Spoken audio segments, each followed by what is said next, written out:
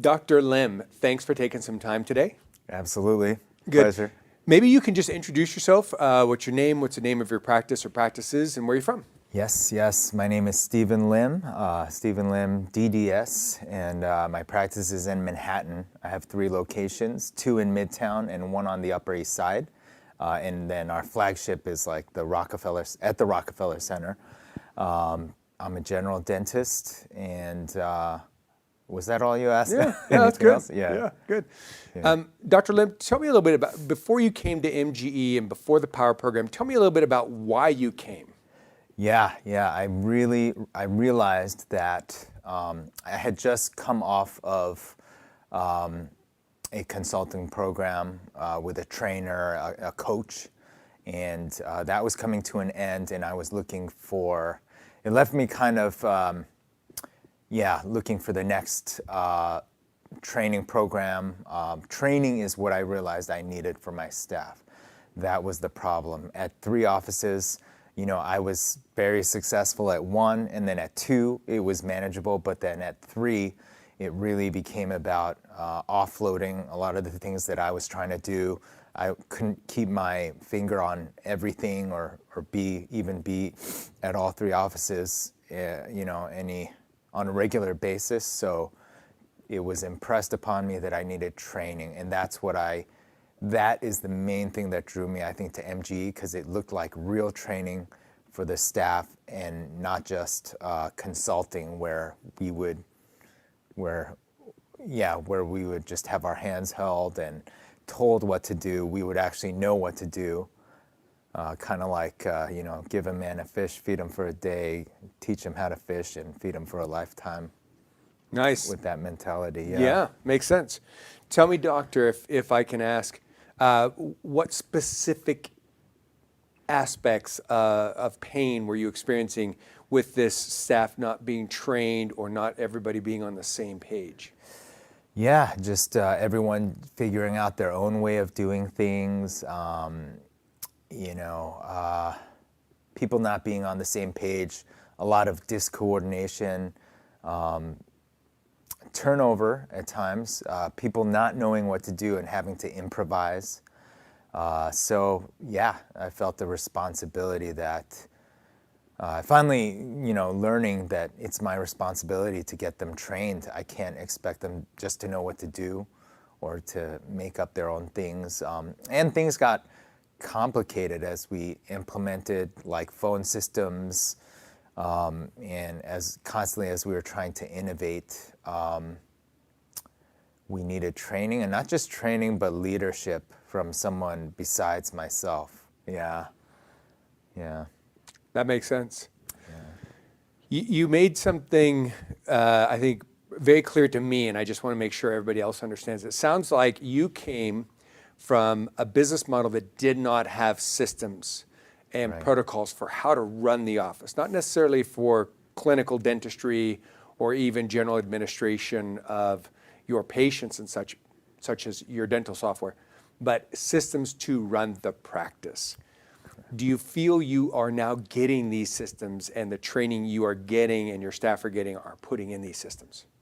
Yes, I'm fairly still, few months in now, but already I can see that there are clear systems, and that's really what we needed.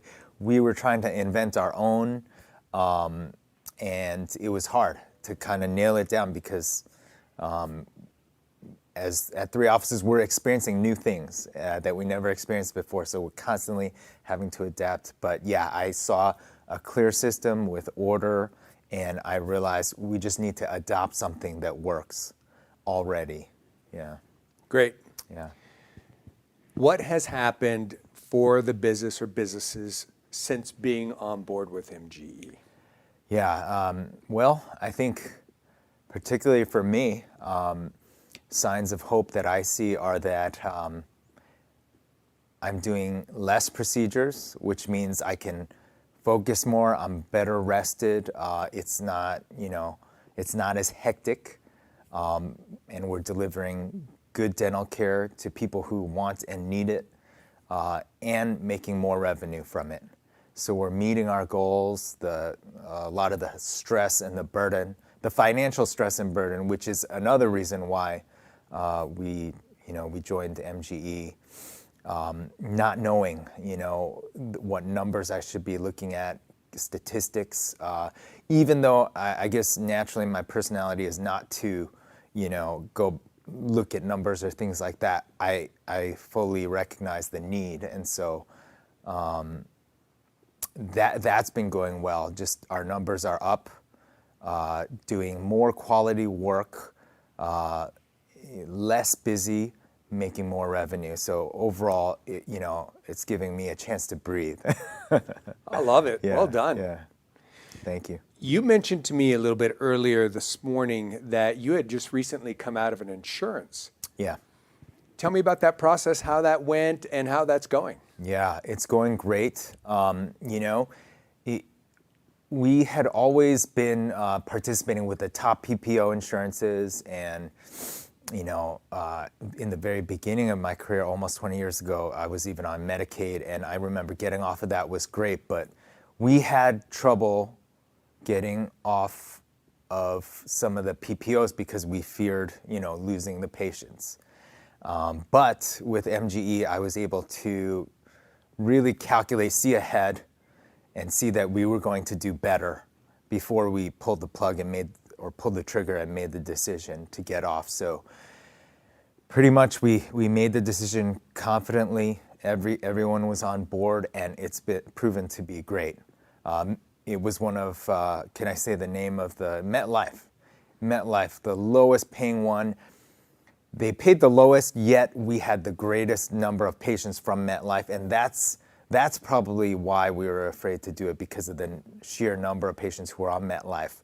But they were really, as has been said, that the other patients were really subsidizing them, and they were getting in the way of us being able to perform real work on the higher paying insurances, or even the fee-for-service people who, when you think about it, they should be getting the most quality of service and the most attention because they're paying the full fee, our full fees, without any insurance acting in the middle.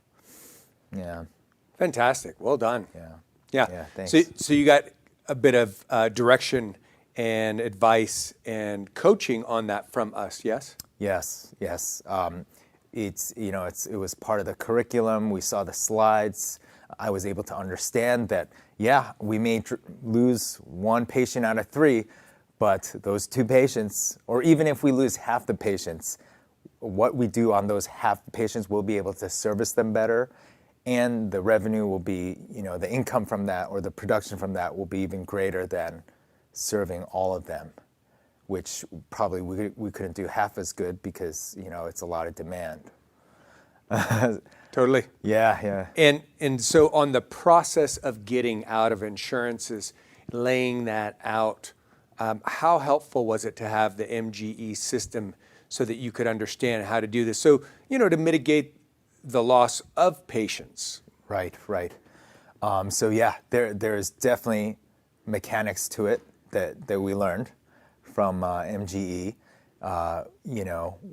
And we made some mistakes, like we actually broadcasted that, and it was actually accidental. It wasn't my intention, but my staff, this was early on, actually broadcasted to everyone. But, it wasn't bad because it caused a lot of people to call us back, even people who didn't have MetLife.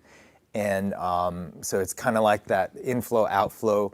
It caused them to contact us, got us on top of their minds, and then they made their appointments. So it actually made us busier in the beginning. Yeah.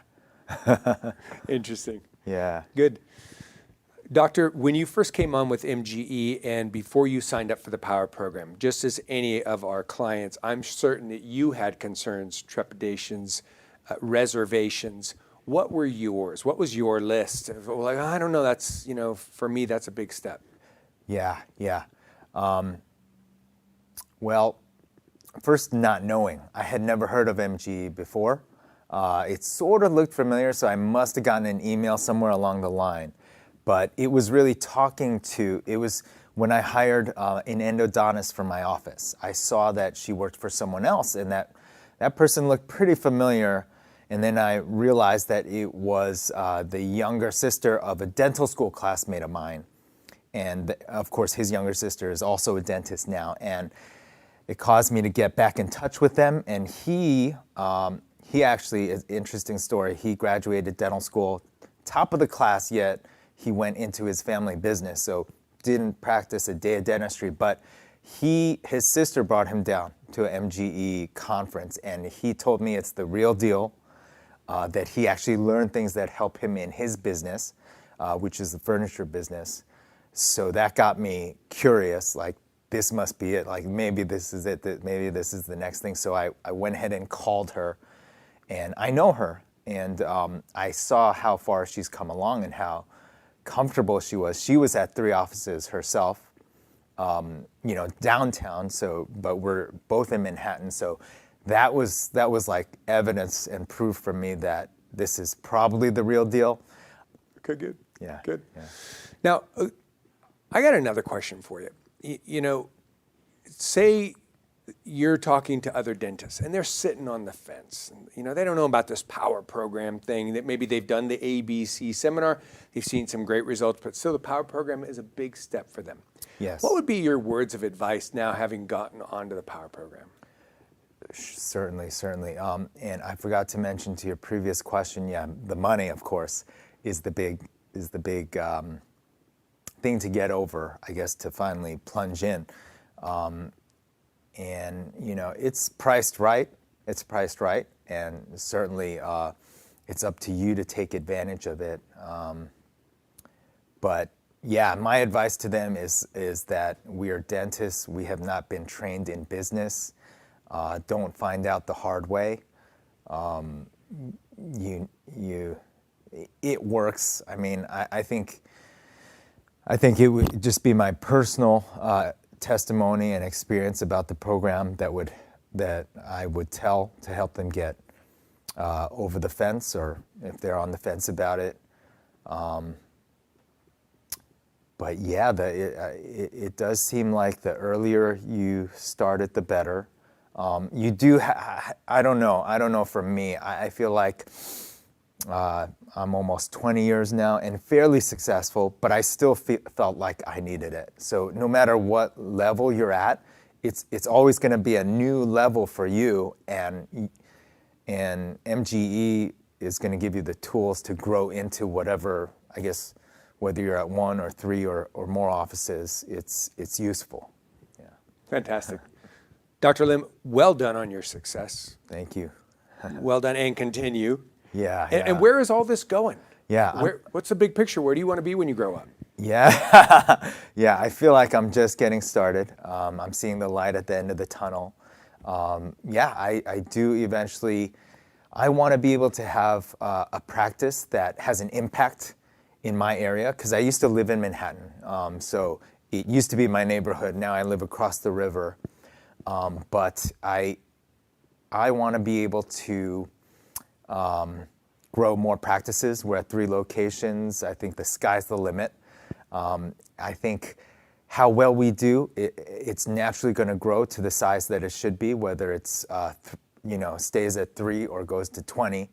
But ideally, I would like to find like-minded dentists in terms of our quality of dentistry and ideals of how we want to practice.